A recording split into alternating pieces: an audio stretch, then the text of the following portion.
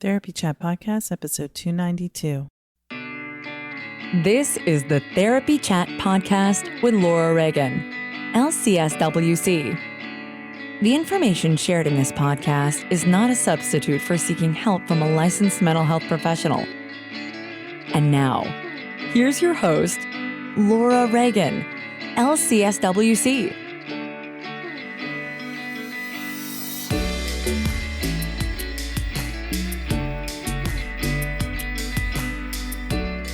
Thank you to Sunset Lake CBD for sponsoring this week's episode. Use promo code CHAT for 20% off your entire order at sunsetlakecbd.com. Sunset Lake CBD is a farmer-owned small business that ships craft CBD products directly from their farm outside of Burlington, Vermont to your door. Sunset Lake CBD has something for everyone. They offer tinctures, edibles, salves, and coffee designed to help with sleep, stress, and sore muscles. Sunset Lake CBD customers support regenerative agriculture that preserves the health of the land and creates meaningful employment in the community. Farm workers are paid a living wage and employees own the majority of the company. Remember, use promo code CHAT to get 20% off your entire order at sunsetlakecbd.com. Therapy Reimagined is more than a conference. It's an experience. Join the community of modern therapists for the 4th annual, 2nd virtual, 1st hybrid Therapy Reimagined conference from September 23rd to 25th, 2021. We will be in Los Angeles and online with our super fancy virtual conference app. We bring fresh, diverse voices to our virtual and physical stages, talking about cutting-edge topics that most other conferences avoid. Learn more at therapyreimaginedconference.com and grab your virtual or hybrid ticket for 15% off with a special promo code for Therapy Chat listeners, Therapy Chat 15. I will be there and I will see you there, maybe even in person. I'm planning on going to LA depending on what happens, but that's my intention, to at least stop into some of the events. So I'm excited about that. Hey everyone, it's me, Laura Reagan. Just wanted to make sure that you know about what I've got going on this summer. I don't think I've really talked about it much here, which is silly, but in case you didn't hear, I did start a second podcast called Trauma Chat, which is really for anyone who wants to understand what trauma is and how it shows up in our lives. As you've heard me say, if you've listened to this show, I've mentioned a million times that people tend to think that trauma is something that happens to someone else, something horrific and unthinkable, unspeakable. And that is true. Trauma is that. But it's also experiences that are very commonly shared among many of us, most of us. On Trauma Chat, I break down what trauma is in hopefully understandable language that's not stigmatizing.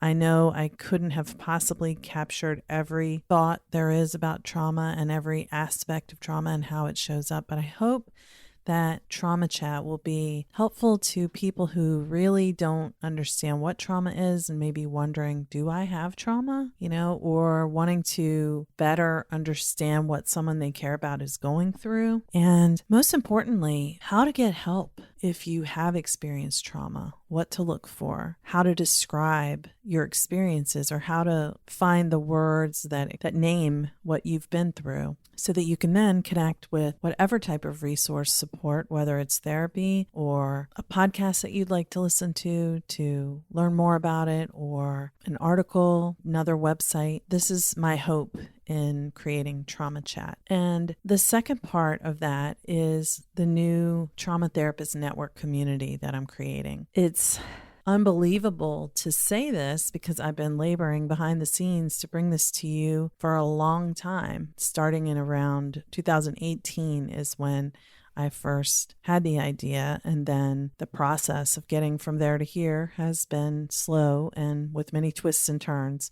But I'm creating a community for people who have experienced trauma to find help, for trauma therapists to find other trauma therapists to network with and refer to, and gather and collaborate and share ideas and hopefully come together in person in in gatherings that I don't know if they'll be able to happen in 2021, but maybe by 2022, we can have in-person gatherings of trauma therapists to provide support to one another and combat the isolation of trauma work. Even if you work in a large agency or group practice, trauma work is so isolating. It's just part of the nature of it. And connecting with other people who get it is so valuable. The participants in my trauma therapist consult groups share how useful they find them to be, because we're in our offices doing our work and then we go home, and it can be really hard to receive the same kind of support that you give to your clients. So I hope that Trauma Therapist Network will be a useful resource for you, whether you are someone who's trying to find more information about trauma or if you are a trauma therapist yourself. To learn more, please go to traumatherapistnetwork.com. The website is not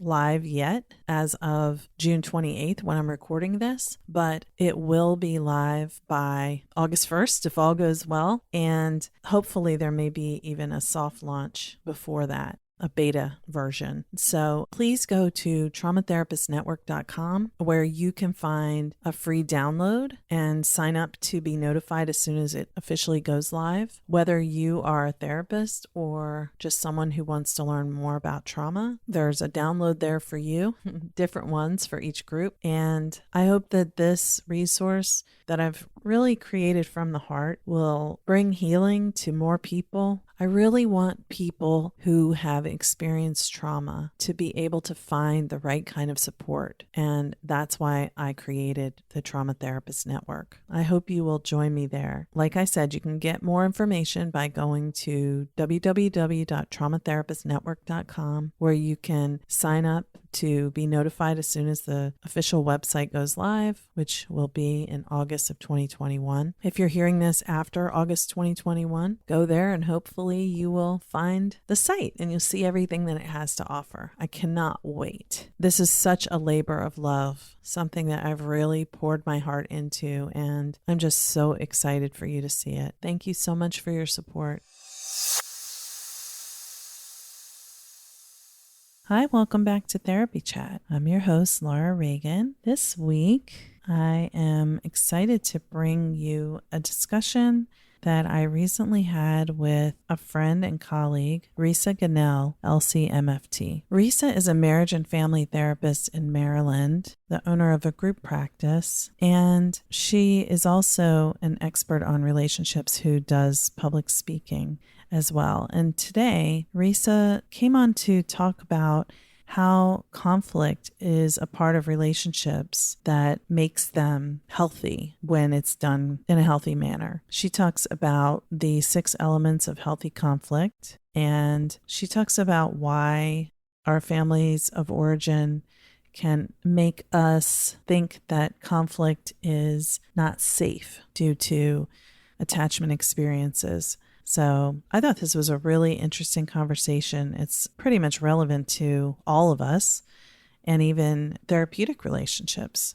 So I hope you'll enjoy my conversation with Risa. She's so knowledgeable and I just love talking with her. Before we dive into my conversation with Risa, I just wanted to express gratitude to all of you who have checked out the Trauma Therapist Network website, and also want to mention Mary Sue McCarthy, LCPC, who has her practice in Hunt Valley, Maryland.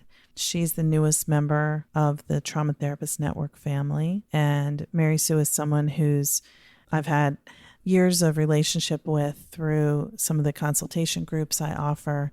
She has training in sensory motor psychotherapy. She's certified in EMDR, and she also uses one of my favorite methods, which is equine therapy.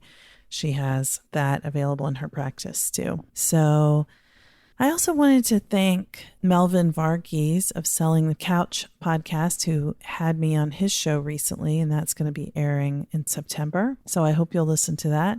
I talked a little bit more about my own story and how I decided to create the Trauma Therapist Network. And in addition to that, I also recently was honored to be interviewed by Katie Vernoy and Kurt Widholm. Kurt was last week's podcast guest on Therapy Chat, and they together co-host the Modern Therapist Survival Guide podcast. And they had me on, and we talked about my thoughts about trauma therapy and the difficulty in finding a trauma therapist. So you've also heard that they are sponsoring this show in the month of August to help people learn about their conference, which is in September, the Therapy Reimagined Conference. So even if you're hearing this after 2021, this is an annual conference that brings together a lot of innovative ideas and fabulous people, including me. I'm speaking this year with so many wonderful other colleagues.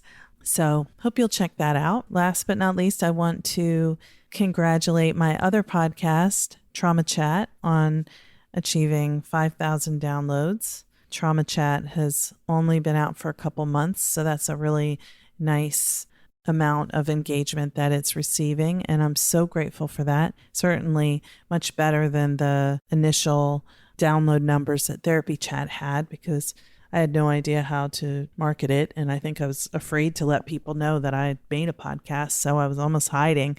I'm out there telling everybody about Trauma Chat, and people are finding it, and so I'm very grateful for that.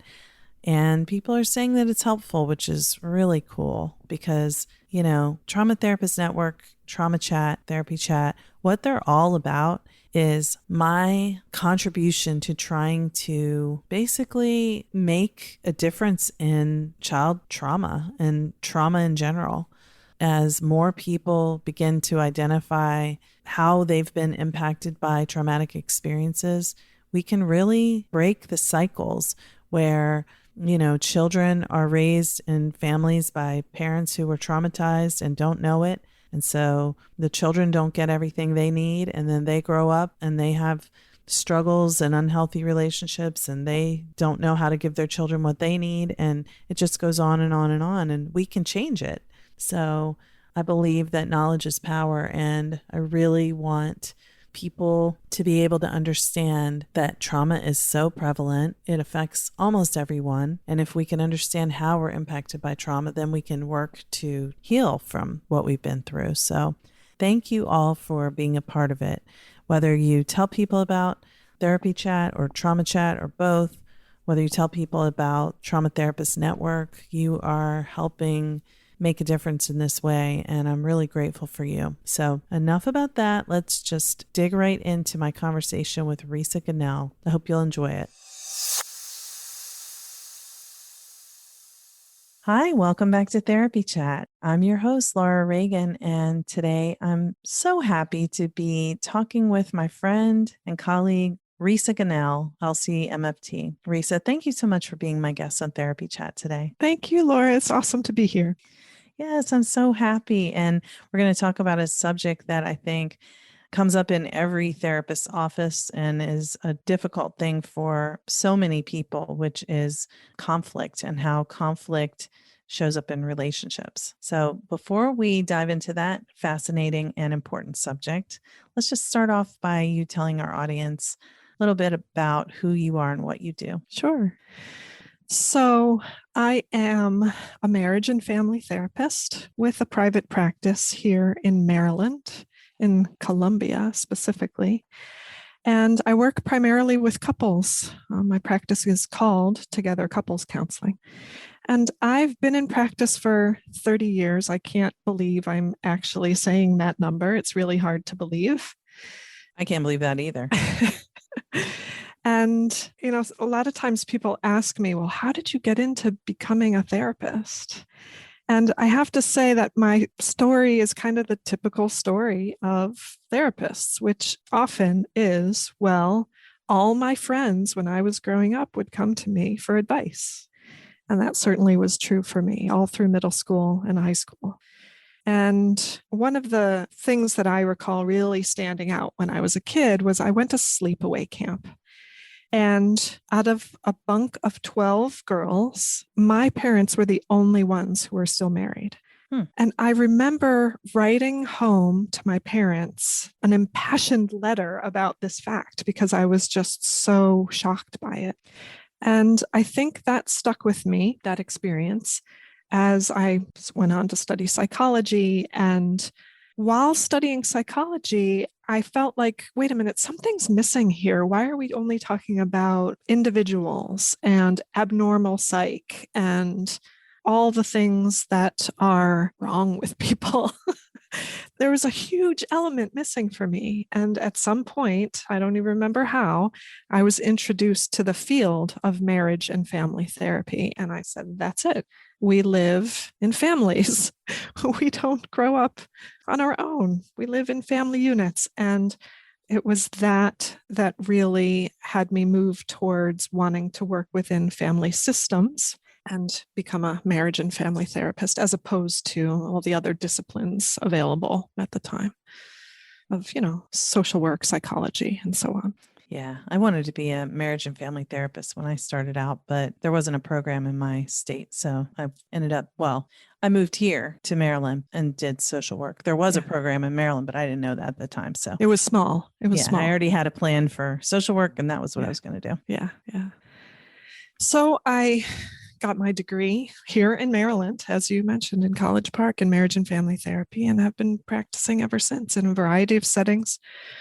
And then eventually specialized in working with couples. And that's really my passion, is to help couples. And as you said, conflict is walking into my office every day. Well, now they're logging onto Zoom, but it's what I help people with every day. It's, when you said that, the first thing I thought of was like couples fighting over Zoom while they're in their sessions with you. And, I know I've never been in couples counseling myself, but I have a lot of clients who I refer to couples counseling. So they talk about their sessions. And I know that it's not all just fighting, but it's funny that that's what came to mind. But, I think that probably that even illuminates how many of us feel afraid of conflict. And for me, I was extremely conflict avoidant for a long time. And finally, when I was in social work school, went to therapy, and I remember asking the therapist, is it possible to be comfortable with conflict? And she was like, yes, it really is. And I'm like, really though? Are you sure? Even me? And she was like, yeah. And, now I do see that of course, it's a very necessary thing, but it's still hard. And like for me, when I was growing up, my parents got divorced when I was 6, but them getting divorced was completely shocking because I couldn't then, and I still can't remember ever hearing them raise their voices to each other, even disagree, debate, argue, never. So, it was like, as far as I knew as a kid, it's like, these people seem happy and in love, Yeah. You didn't have a model for how to do it. Exactly. So first, if it's okay, I'll go back to the first thing that came to your mind, which was couples therapy and couples arguing in their sessions, right?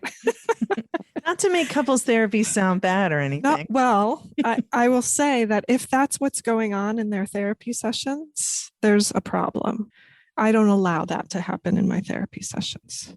So people listening out there, if you're playing out, and I don't mean for like a minute or so, but if your sessions are playing out conflict the way it happens at home over and over again, that's not good.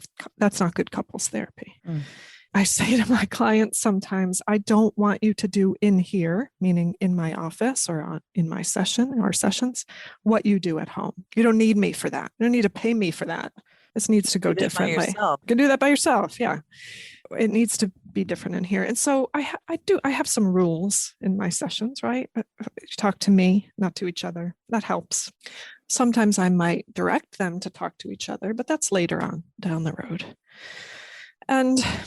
But moving away from that, with regards to conflict in general, all relationships have conflict. It's not just that it's inevitable for relationships to have conflict. It's essential. It's necessary. And it's necessary for growth. And it actually builds intimacy if it's done right. Mm-hmm. And I think the done right is where we all get tripped up, myself included, right? Like I have my own models for conflict that I grew up with. The silent treatment was something that happened in my house.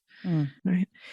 And so oftentimes people evaluate their relationships, particularly their marriage or their romantic partnerships, based on how little conflict there is. If there's like we get along really well. We don't fight. We never fight. Yeah. And all the literature shows, all the research shows, those who don't fight have a higher predictability of divorce. So that's not a good measurement for the quality, the stability, the connection, the intimacy of a relationship.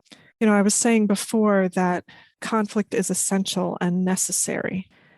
We all have to move through stages of mismatch. So think about other systems. Think about the animal kingdom. Think about nature, right? Storms have to happen for things to change, for the landscape to change. A tornado comes through and it changes the landscape. Yeah, a tornado is devastating. We don't want tornadoes happening in your relationship.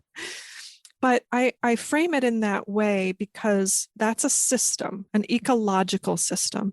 And so are our relationships, if we think of it that way. It's not individuals, it's an ecosystem.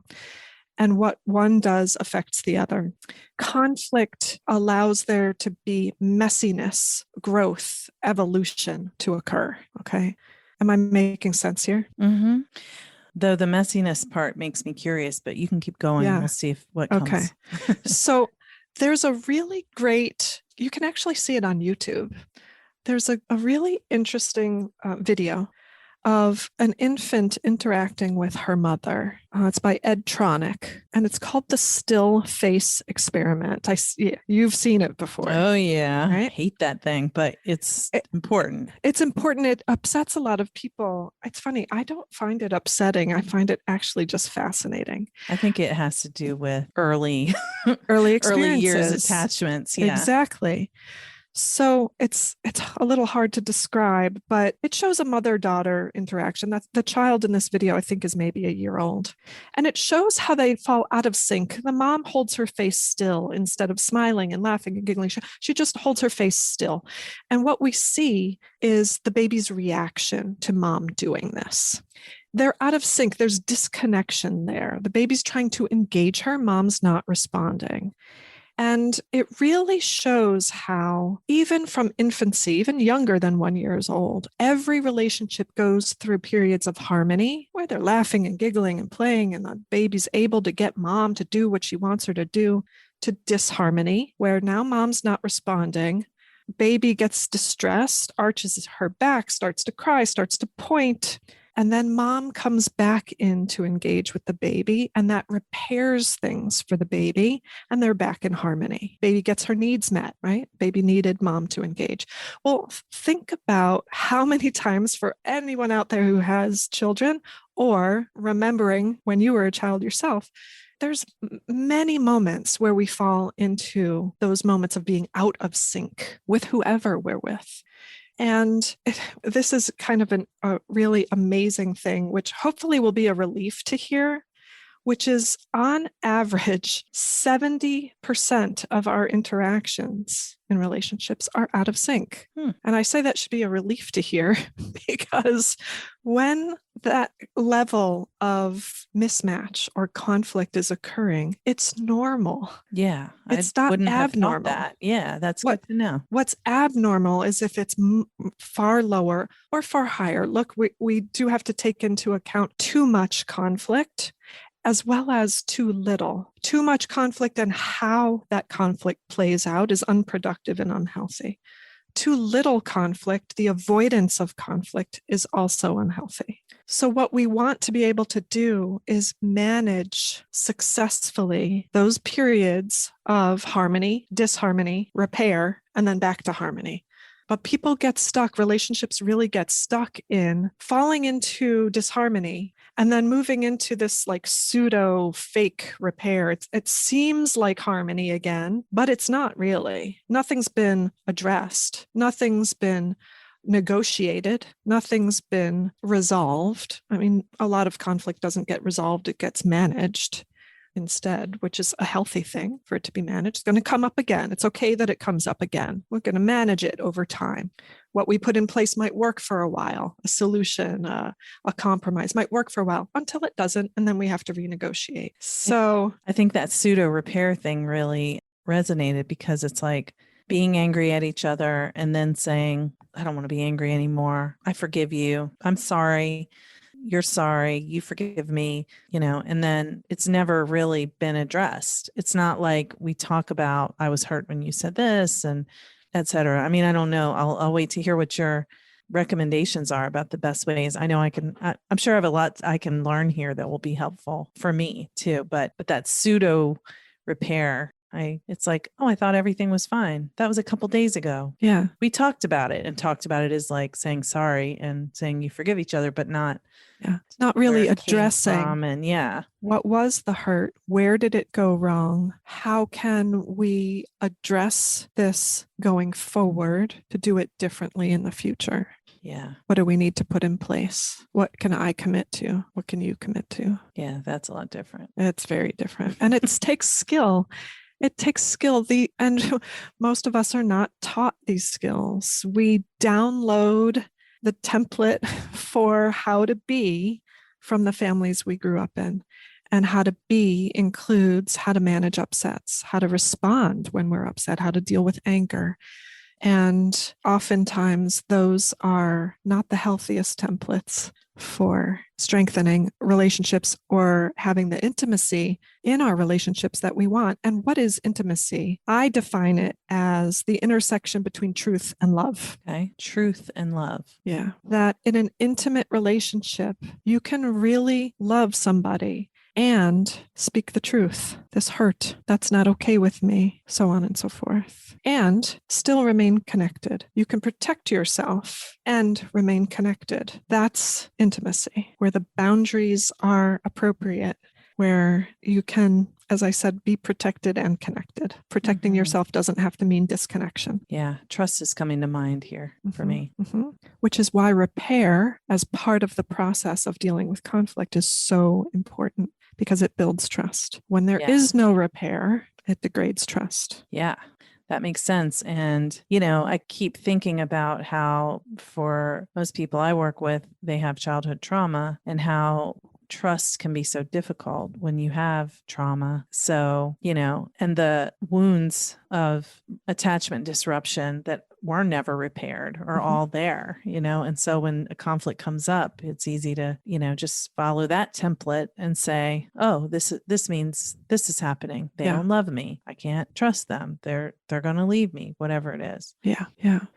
Which is why everything I talk about with regards to conflict and what I call the intimacy circuit applies to our relationship, not just with others, not just with our partner or our spouse, but with ourselves. Part of healing trauma, which you know far better than I, is about the relationship with yourself, developing the boundaries for yourself to protect yourself, and discerning when it's safe and when it's not safe, and trusting yourself to discern that. Yeah. Well, that's very true that trauma really makes you not know. Like you really can get disoriented with what is real. So that trusting yourself, that's big work. Yeah. Again, it's skills that need support, proper support for learning and strengthening those muscles. And so I referred to the intimacy circuit before, and I'll describe what I mean by that. So I call it the intimacy circuit because if we think about it as similar to an electrical circuit, along the pathway of this circuit, there are elements where when we're disconnected from one of those elements, the circuit is broken, right? The energy doesn't continue through it if we're talking about electricity, and so it stops working. So we disconnect from intimacy when we disconnect from one of these 6 elements. Okay. And conflict is a part of the circuit, okay? Remember, at the top of this, I said it's essential. It's not just okay that conflict happens, it's necessary, okay? So I'll briefly mention each of the 6 items in the circuit. And the first is self-worth. The first is our own connection to our self-esteem, that connection to the unwavering truth that is, we are all worthy of love and belonging, and the ability to hold ourselves with warm regard, flaws and all. So our self-worth is such that we're born with it. Everybody's born with it. You don't earn it. You don't ever have to earn it. Not by getting good grades, not by getting that job, not by looking a certain way. We all inherently have that self-worth, but we get disconnected from it for many, many different reasons and because of many, many different things that happen to us, trauma in particular. Yes, agreed. So that's element 1 of the circuit, right? A big one. A big one. And the second is boundaries, emotional boundaries, certainly physical boundaries. I don't skip over that lightly. It's just a more obvious one, our physical boundaries between us and others. But I mean this more about our emotional boundaries of who we let in and who we let in how much, as well as how much of ourselves do we let out into the world emotionally. That it's like a dimmer switch, our boundaries, that we can turn up or turn down based on who we're interacting with. You're my friend. I'm going to tell you a lot more of what's going on in my life than I'm going to tell this wonderful person that I just met at a dinner party, who I think I'd probably be really good friends with over time. I'm not going to tell her right away things that are going on in my life. Just as if she said something to me that I thought was hurtful, I'm not going to let it in through my boundary as much as I would if you had said the same thing, because you're closer to me. So what you say matters more to me. This is the kind of thing I mean when I say boundaries. Yeah. And I can't help but think of the timely thing that's happening right now as we're recording this, when Simone Biles has chosen to step back from the Olympics, from competing. What a fabulous display of boundaries for herself. She had the weight of the world on her shoulders. And she, as I see it, in many other ways, has said, I'm going to pull back even though it's going to upset people. This isn't about who it upsets. I'm going to do what I need to for me. What an amazing display of boundaries. How many times have I know I have said to myself, well, I have to go to that because they'll be upset if I don't go. And this isn't the Olympics. This is like some, party or something. Hey, everybody. I wanted to take a quick minute to tell you about my experience with Sunset Lake CBD. I first tried CBD when my integrative doctor recommended it for chronic neck pain and tension that tends to wake me up at night. I really like Sunset Lake CBD's products. The full spectrum CBD tincture is mild tasting compared to others I've tried, and I find it works quickly. It doesn't feel sedating, but it does have a pleasant calming effect. And I also like the CBD gummies. They taste good and they work well. So if you're looking for a craft CBD product that comes directly from a farm outside Burlington, Vermont that's a producer for Ben & Jerry's ice cream, you're going to want to check out Sunset Lake CBD. And remember, Therapy Chat listeners get 20% off using the promo code CHAT. So go to sunsetlakecbd.com and use the promo code CHAT. Yeah, I know. And she's the only one who has to deal with the consequences of doing what everyone else wants her to do. And right. she's the only one who benefits when she does what she needs, but that's the only thing that matters. It's her life. That's right. Yeah. It's a beautiful way of protecting herself. And she is a survivor of sexual abuse. Mm-hmm. So I just really applaud her. And I mention it because I think we all need to think about that for ourselves. I actually said to my daughter the other day as she was trying to make a decision about whether she was going to attend something or not, I said, sweetheart, this is a Simone Biles decision for you. Like, it's okay to take care of yourself. You'll make the decision that you need. It was nowhere near as big as pulling out of the Olympics, but I think we all have those Simone Biles moments in our lives. Yeah. Anything that involves our capacity, our, mental health and well-being, our physical health and well-being. Yeah. We deal with that every single day, Yeah. And they're connected. Yes. Yes. So that was element number 2. So I said self-worth, boundaries, personal accountability is number 3 in the circuit. Okay, in the intimacy circuit. And what I mean by that is when we mess up, which we all do, is taking ownership of it, holding ourselves accountable to not only ourselves and how we show up in the world, but to our relationships and our impact on them. I said before, relationships are an ecosystem. If you behave in a certain way, it's going to invite a particular response from your partner. So if you scream and yell and you wonder why your spouse is screaming and yelling at you, right? We're going to invite that kind of response. And the only thing we have control of is ourselves. Nobody else. So that's where personal accountability comes in to the intimacy circuit. If I can hold myself accountable for my behaviors, it will keep me in connection with the other person, just as self-worth and boundaries will. I feel it's very clear to me that if my partner is accepting their own responsibility or holding themselves accountable for their part, I'm much more comfortable doing that for myself, but also I just feel more trust in them because they're not deflecting blame, It makes it safe. Yeah. Safer, right? Makes it safer. And that's an essential part of a healthy, intimate relationship is safety. Right? So the next part in the intimacy circuit is vulnerability. The willingness to put yourself out there, which could look like something as simple as saying, I'm really sorry. I did mess up. I said I was going to be home at 5:00 and I didn't show up till 7 and I didn't call you. Putting yourself out there. It's, being vulnerable means finding the path to remaining connected to the other person while also protecting yourself. The two go hand in hand. Being vulnerable doesn't mean laying yourself bare so that you can be hurt. There's reasonable self-protection as well. But self-protection doesn't mean going behind a wall, becoming silent, walking away. It means remaining engaged, holding yourself firm, let's say, in your beliefs about something while hearing what the other person has to say and taking their perspective into account. Protected and connected. I haven't met one couple in my office where they see the situation or the interaction in the same way. Makes sense. They have different perspectives, different histories, different backgrounds, different families they grew up in. And this is true for my relationship too. My husband and I see things differently all the time.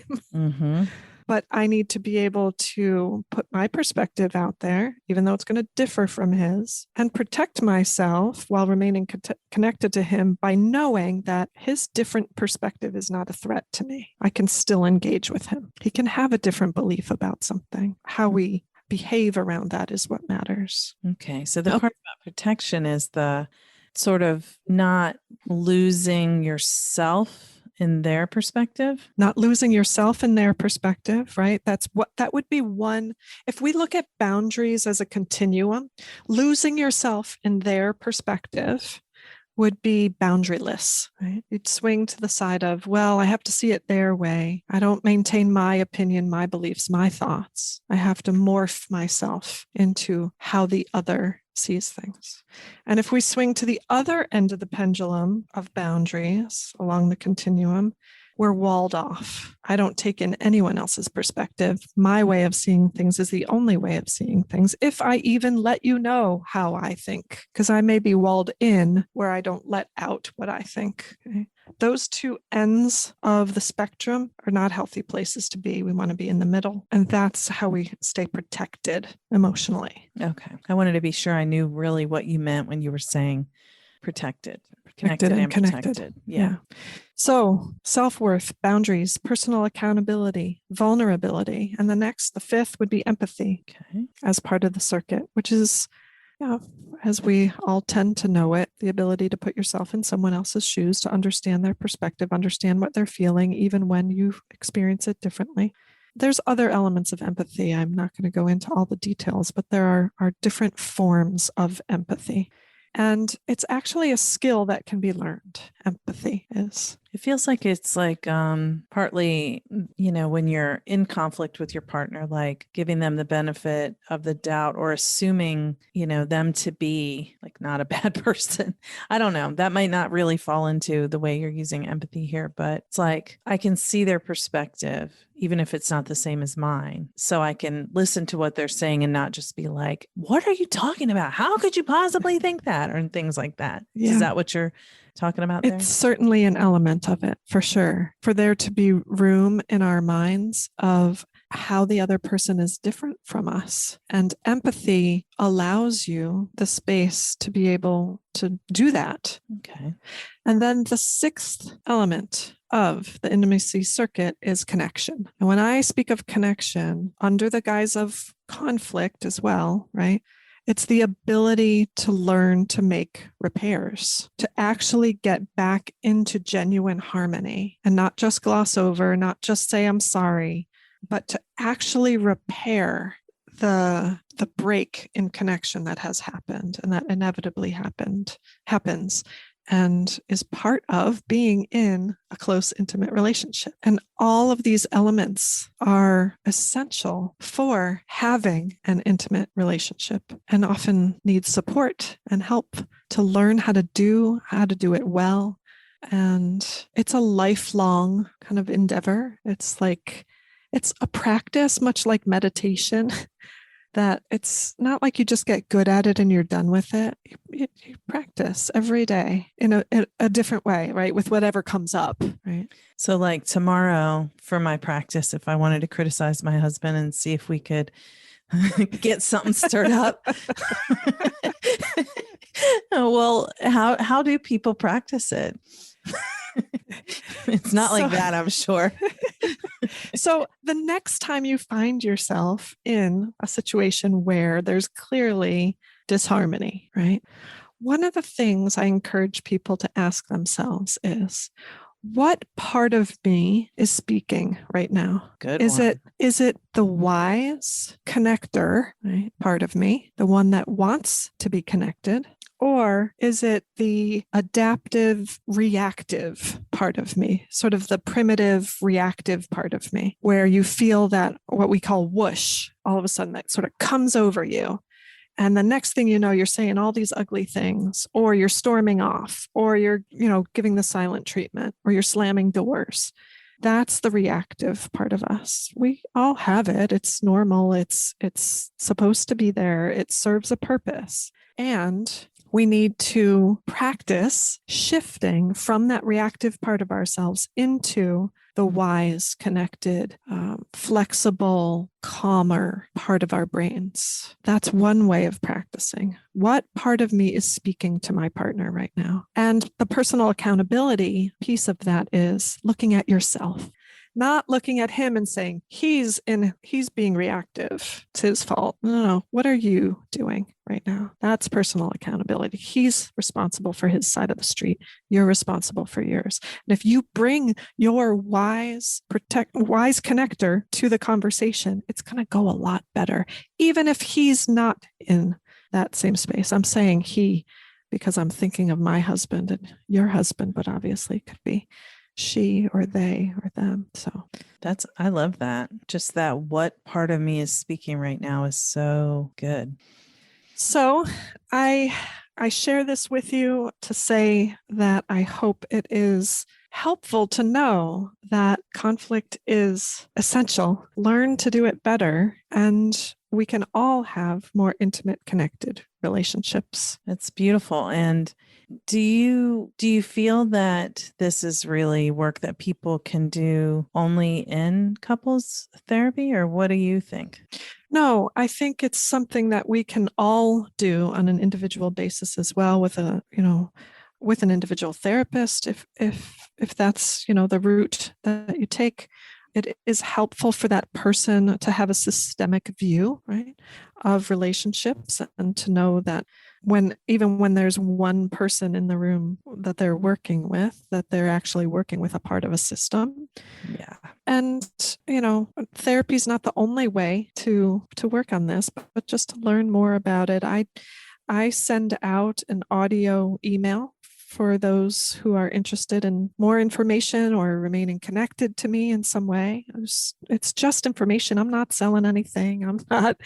It's really just to put good information out there that hopefully will be helpful to people. And I do it by audio because, well, I learned to write in graduate school, and everything I write just turns out to be like a paper for school. And Formal. so I don't write as much. And it's formal. And so I'm so used to having conversations because I'm a therapist. So I decided I'm just going to do an audio each week and talk because that's what I'm used to. So put on a headset, go for a walk and listen to the audio is what I encourage.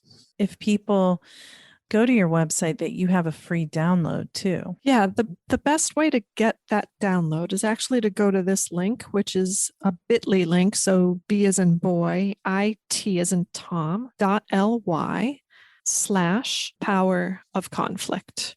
And that's the best way to get it. There is a website you can go to, which would be relationshipintelligencecoaching.com. That can also get you to the link for the power of conflict. Relationshipintelligencecoaching.com. Yeah, it's just hard to remember.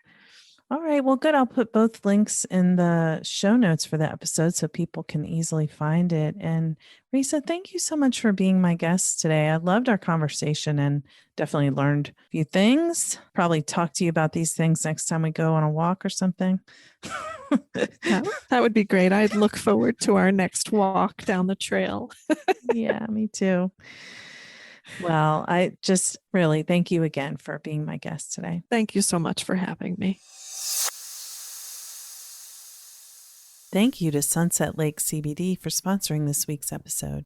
Use promo code CHAT for 20% off your entire order at sunsetlakecbd.com. Sunset Lake CBD is a farmer-owned small business that ships craft CBD products directly from their farm outside of Burlington, Vermont to your door. Sunset Lake CBD has something for everyone. They offer tinctures, edibles, salves, and coffee designed to help with sleep, stress, and sore muscles. Sunset Lake CBD customers support regenerative agriculture that preserves the health of the land and creates meaningful employment in the community. Farm workers are paid a living wage and employees own the majority of the company. Remember, use promo code CHAT to get 20% off your entire order at sunsetlakecbd.com.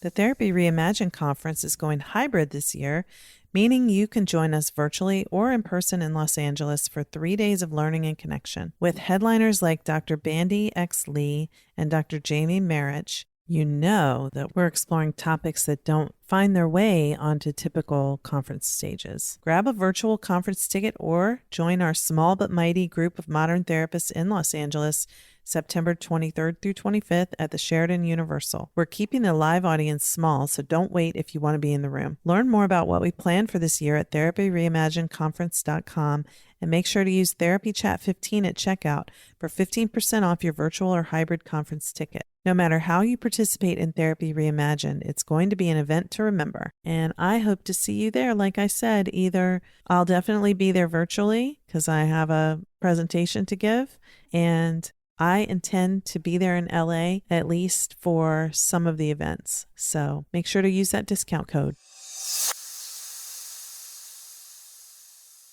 And for more information and resources on trauma and healing from trauma, go to www.traumatherapistnetwork.com. Trauma Therapist Network is a community for therapists and a place for anyone to go to learn more about trauma and find resources and connect with help. www.traumatherapistnetwork.com. Thank you for listening to Therapy Chat with your host, Laura Reagan, LCSW-C.